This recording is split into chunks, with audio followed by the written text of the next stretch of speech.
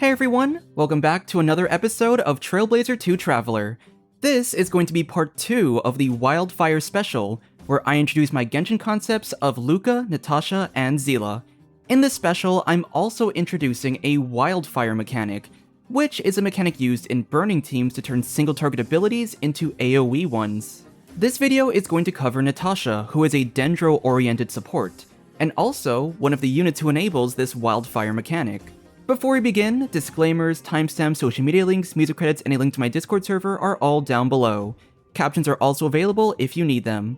Without further ado, let's get started.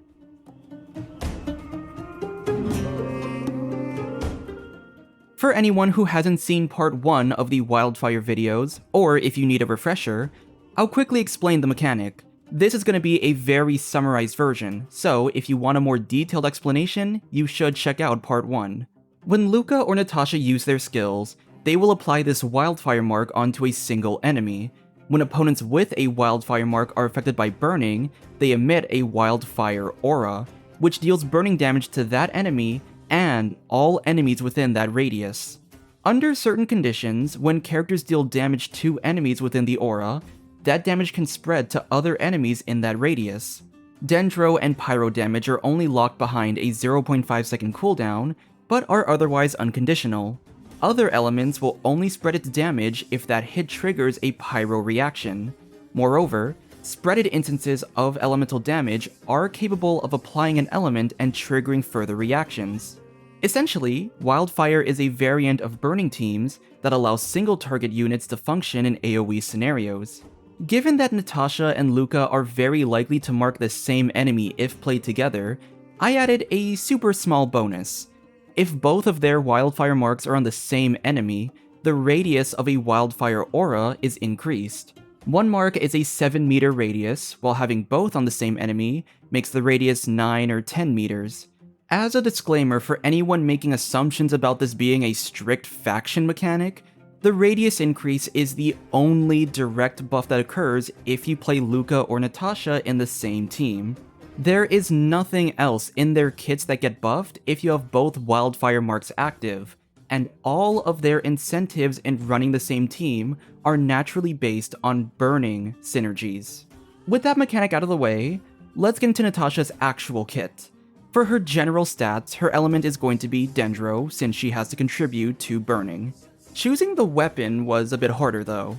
As an HP scaler, she would have had the best synergy with Catalysts. At the same time, a lot of characters in HSR would be Catalyst users. So I tried to be a bit more creative with her, even if it meant less weapon options. So her weapon will be a Claymore. I mainly chose this because she already carries around a giant bazooka. She definitely has the muscle to carry around a giant sword. I also like the idea that her signature is the bazooka. Imagine her or other characters swinging that around. With that being said, she's mainly an off-field support, so it's not like you're gonna see too much of those animations. Anyway, her Ascension stat is gonna be 24% HP bonus, which will line up with a lot of her abilities down the road. Her basic attacks aren't that useful, so we can move into her skill. She'll deal an instance of Dendro damage and heal all party members based on her max HP. She'll also mark a nearby enemy with Wildfire Preserved for 10 seconds. You can choose how to mark an enemy based on tapping or holding the skill. If you hold it, Natasha can enter aiming mode and select a target to mark. If you tap it, it'll just mark a random enemy. If there's already a wildfire mark on an enemy, the tap method will prioritize that enemy.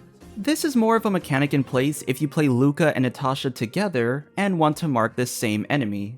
Wildfire Preserved marks deal Dendro damage to the marked enemy every 1.2 seconds, but they only apply the element every other hit, making the effective ICD 2.4 seconds.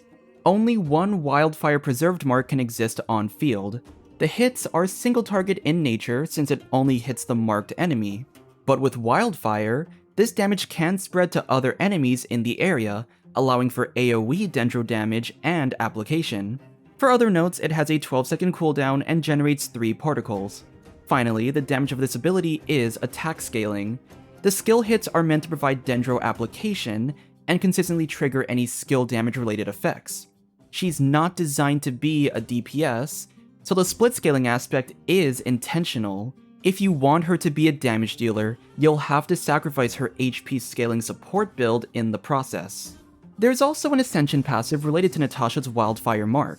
If a party member deals damage that gets spread via the Wildfire aura, the duration of the preserved mark is extended by 2 seconds. By default, this skill is going to last for 10 seconds, but with this passive, Natasha's mark can last for 16 seconds, allowing it to function in longer rotations. Moving on, Natasha's burst deals an instance of AoE dendro damage, which is the whatever part of this ability. Additionally, she activates the Innervation effect for 12 seconds. Whenever the active character deals damage to the opponent affected by Preserved, that unit is healed based on Natasha's max HP, and this can occur once every 2 seconds. Since her skill is the ability that provides party-wide healing, this burst isn't as necessary to cast every rotation, unless your active unit is in dire need of extra healing output. With that being said, her burst cost is 40 with a 12-second cooldown, so energy need shouldn't be that high, I think. I do want to make Natasha's burst a meaningful ability to use. To make the incentive of using her burst a bit more relevant, I have this Ascension passive. While the effects of Innervation are active, the party gains an attack bonus scaling on 1.1% of Natasha's max HP. This ability is somewhat similar to Bennett's attack buff. Natasha's is lower, averaging around 400 to 500 with decent HP investments, but this bonus applies to the entire party, and it's not limited by circle impact.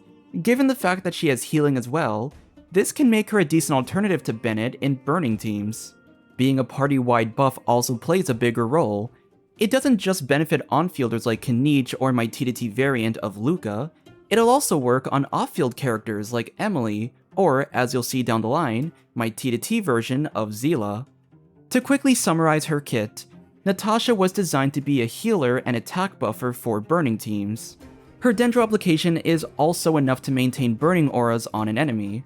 While some of her main abilities will be weaker or disabled in non-burning teams, the consistency of this Dendro application can still make her a decent choice for other archetypes like Bloom or Quicken. With that in mind, without a burning aura to trigger the wildfire effect, this Dendro application is restricted to single target fights. With Natasha covering the same buffing niche as Bennett, this gives you room to slot him in a different team. Or if you're running some kind of on-field hypercarry comp, such as Kinich or Arlecchino, you could double down on the buffing to really ramp up the attack bonus. I'll be doing a quick rundown on her Constellations now, but as a general list of possible ideas, rather than an actual descriptive form of each ability. For starters, cons that provide HP will provide useful bonuses in her healing and attack bonus. You could also give her healing bonuses, but since the bulk of her kit is healing focused, any more would be overkill. As a result, it might be better to give a bonus if she overheals. General energy bonuses can be good to manage ER needs, so that you can maximize uptime on the attack bonus on the A4 passive. She can also provide additional damage bonuses to your teammates, especially if it's against burning enemies. And finally, since her basic attacks are useless, her C3 and C5 would be tailored towards her skill and burst. Now that we covered Natasha's kit design, we can move on to her best builds, starting with artifacts. Keep in mind that for this section, while you can play Natasha as a damage dealer, I'm only going to focus on her intended design as a support. Her ER requirements can vary depending on whether you're running her in a solo or double Dendro team. Despite having a 40 cost burst, solo teams can actually have high ER requirements. As such, you may want to run some kind of ER piece. This can be done through the ER Sands, or you could choose to run an ER weapon. You shouldn't need to run both of these pieces, however. If you already run an ER weapon, you can just go for an HP Sands, and vice versa if you decide to run an ER Sands.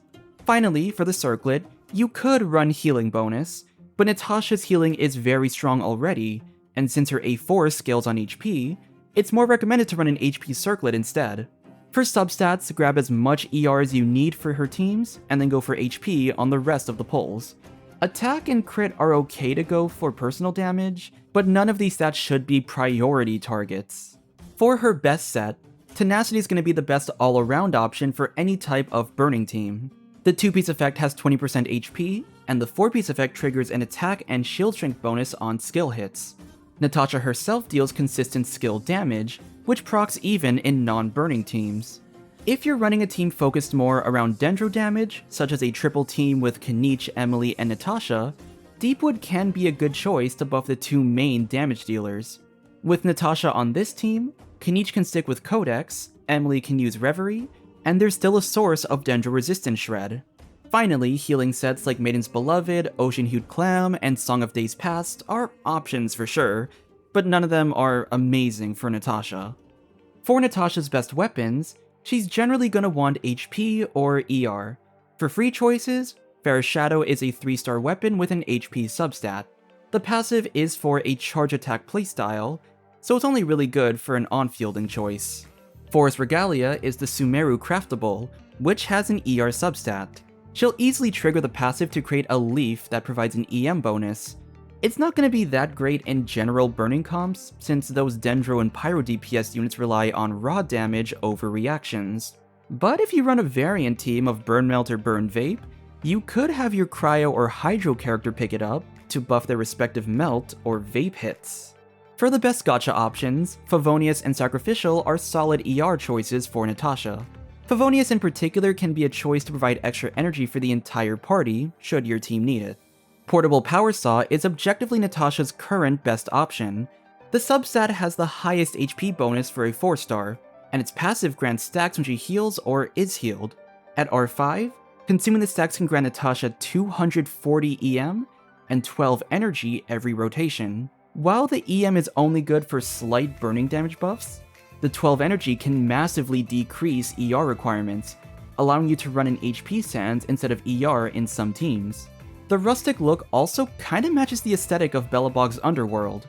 And finally, for other options, there's... Anyway, onto 5 stars. Unfortunately, there isn't really a good 5-star claimer for Natasha. Most of them are centered around dealing damage. Skyward Pride does have an ER subset to help with energy needs, but with a higher base attack and Natasha being HP scaling, more 4-star weapons will likely synergize better with her. With all that said, let's move into her signature. Post-Op Cure has a 510 base attack and a 45.9% ER substat. For its passive, when the user deals elemental damage to burning enemies, the enemies hit have their elemental resistance decreased by 6 to 12%. The elements that get shredded are based on the party's elemental types, but each element can only stack up to 2 times. The effect lasts for 6 seconds, can trigger while off-field, and each enemy has independent durations. This weapon allocates most or all of Natasha's ER requirements, allowing her to run more HP stats on the artifacts. Additionally, when run in a burning team, she's able to shred enemy resistance, up to 24% depending on your party setup. Natasha herself can contribute to this passive, so in a double Dendro team, this can either compensate Deepwood if she runs a different set, or it can stack with Deepwood for a total of 54% res shred. It's also not limited to Dendro or Pyro resistance, so if you have variants of a burning team, you could provide a res shred for other characters as well. I initially had the substat as HP, but I chose to make it ER instead so that other characters have an easier time using this. For example, Dea in a burning team can run this as a support weapon, and while Kinich is a DPS, this can be an okay alternative weapon, especially if he's in a team where off-fielders contribute good damage. It works on other units too. Beta or Razor in some kind of overburn comp can proc this effect, or an on-field Chong unit Burn Mill can support off-fielders. You could even do some kind of Sayu Swirl Burn team. Some units do use it better than others, but as long as the team is burning oriented, and the user can deal consistent elemental damage, it'll function exactly as intended. Finally, let's get into Natasha's best teams and synergies. Before we cover the burning stuff, I want to mention that Natasha is still very capable as a general Dendro support. Her rate of application remains at a 2.4 second interval, which can be okay for Bloom or Quicken teams. The main weakness is that because burning is what enables the AoE effect, Quicken and Bloom is going to hinder her as a single target unit. In boss content, you can still use Natasha as a viable alternative to other Dendro healers like Baiju or Yao Yao. Her being a general healer is also a great pairing with Farina. Furina's kit centers around HP manipulation as she provides a damage bonus based on your team's HP changes. Furina herself drains the team's HP, while Natasha does a really solid job of healing it back up. Her skill provides front-loaded team-wide healing to get a strong baseline of the damage buff. Then, if you use her burst, she can continue to heal the active character's HP. If run in a burning comp, Furina also does a lot of damage in burn vape teams. Speaking of, let's move into those burning teams. For anyone who hasn't seen the Luka video yet, I once again recommend watching that after this video. Luka's an on-fielder, so his video mainly covered wildfire synergies with off-fielders such as Emilie. Natasha has the exact same synergies, but since it's repetitive, I'm not going to cover that here. For this video, I'm going to focus my attention on which on-fielders she works with. As a general rule, if a character already works in a burning team, it can be assumed that they'll work here, but since wildfire is a mechanic that turns single target abilities into AoE, we're going to especially hone in on those units who have little to no AoE. Starting off our list is Kinich. His main source of damage is a massive skill hit. While there is an AoE for this instance of damage, it also isn't a crazy large radius. Enemies would still have to be grouped up. Within a wildfire team, you have much more leeway to have enemies be spread out, and Kinich himself can still deal damage to every single one of them. Next up are some of the pyro carries. The most prevalent single target is Yoimiya, as her arrows are, well, just that, arrows.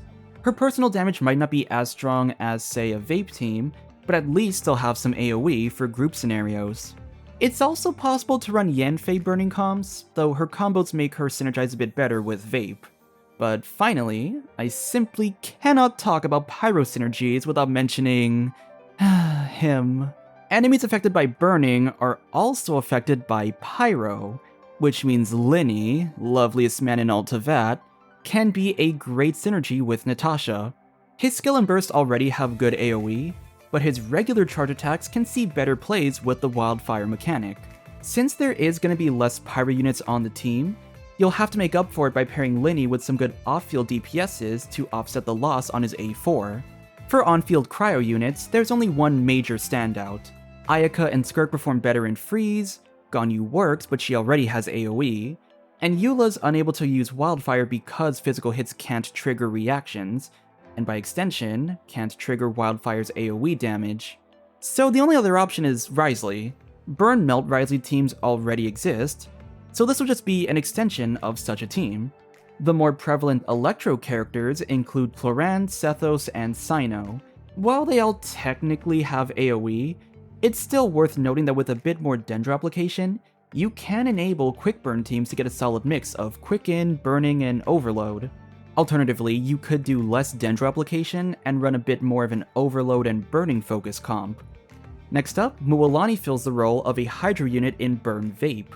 Her interactions with Wildfire can be very interesting. In an AoE scenario, she can mark multiple enemies to get targeted by her Shark missiles, but doing so decreases her damage per hit. If you were to mark and hit a single enemy instead, this can still damage all the enemies in the radius, but also maintain its original damage value, since you're technically not targeting multiple enemies.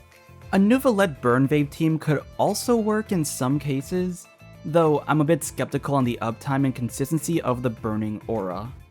When it comes to Animo units, Wanderer and Hazo can have some interesting interactions with Wildfire. Wanderer has mostly single target autos, so whenever he triggers Swirl on a burning enemy, that instance will become AoE. Hazo can also take advantage of this because of how his autos work. Unlike Wanderer, however, he benefits from having a strong front-loaded hit with his skill. This hit can always trigger Swirl, which means instead of a random dinky auto attack spreading like 4,000 damage to all enemies, it's the kind of hit that can be closer to 70k to all enemies. Finally, Geo units like Ningguang and Navia are good considerations, and also kind of parallel Hazo and Wanderer in the same way. Ningguang has a lot of single target abilities that can spread if she triggers Crystallize, but it's also a lot of smaller hits, so the spreaded damage isn't as relevant. Navia, however, is in a similar boat to Hazo, where she can make use of a singular large hit being spread with Wildfire. Additionally, if all the enemies are affected by burning and pyro, the subsequent geo hits can trigger crystallize, and this can front load up to 3 shards at once. Navia can pick these up to get some early stacks and boost her next skill hit from the get-go. Generally speaking, while people might default to regular Dendro and Pyro-focused burning teams, the fact that it creates a consistent Pyro aura makes it a great option to enable further Pyro-related reactions. With the addition of Wildfire's AoE enabling mechanic, certain units who weren't heavily considered in burning teams can now see some pretty interesting interactions. Alright, that's gonna do it for this episode of T to T. Once again, if you haven't seen the previous part with Luka's kit, I highly recommend checking it out to see how I designed an on-field pyro DPS in tandem with this wildfire mechanic. It's also where you can find info on the best off-field synergies in these teams. Part 3 will conclude this wildfire special for the series, where we cover Seele. I'm very excited for you to see how she fits into these comms, especially because I designed her to be more of an overload DPS instead of a burning one. If you enjoyed this video, consider leaving a like and subscribe to support the channel. Let me know in the comments what you liked about my Natasha kit, what you would change, and any alternative ideas you might have. Consider joining my Discord server if you want to share more detailed ideas with the rest of our community. Thank you for watching everyone, and I will see you all next time. Bye!